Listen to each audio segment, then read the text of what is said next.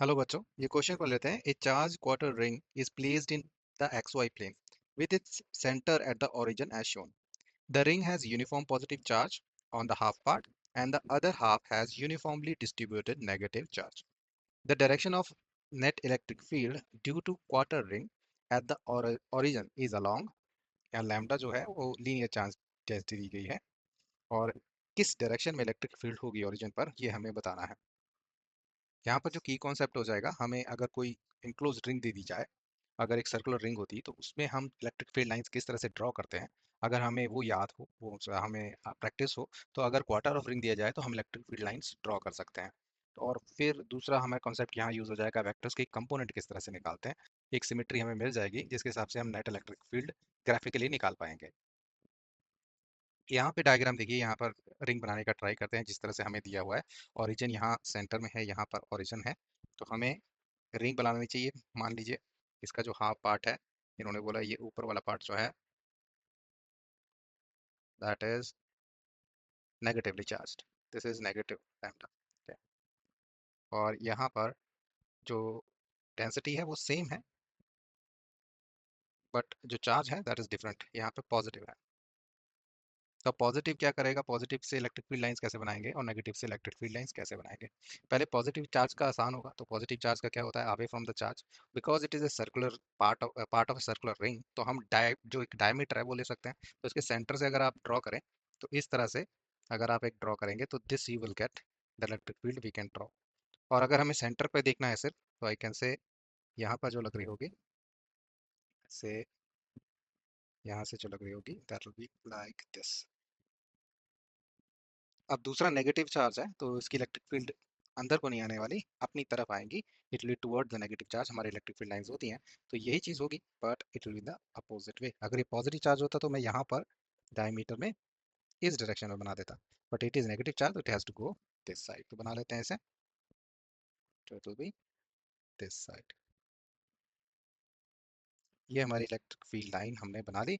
अगर हम इसकी सिमेट्री समझ जाएंगे तो हम आंसर निकाल पाएंगे, बहुत ईजी हो जाएगा। तो let me draw it properly.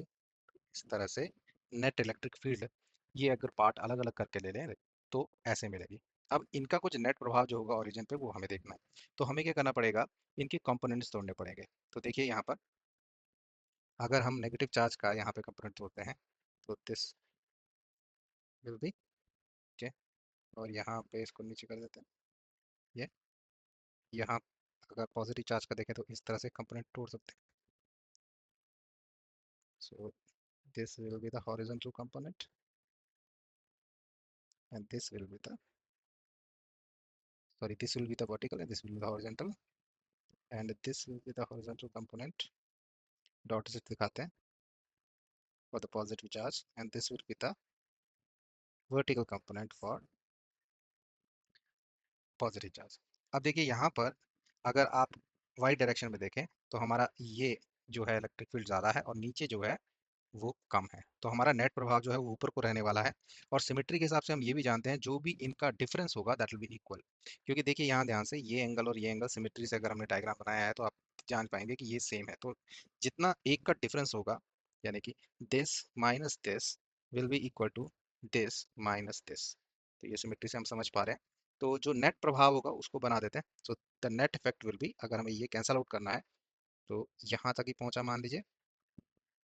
So this is our net effect, बाकी भूल जाइए, this is the net effect vertically Y direction में। और अगर हमें देखना है एक्स डायरेक्शन में तो we have to cancel out this.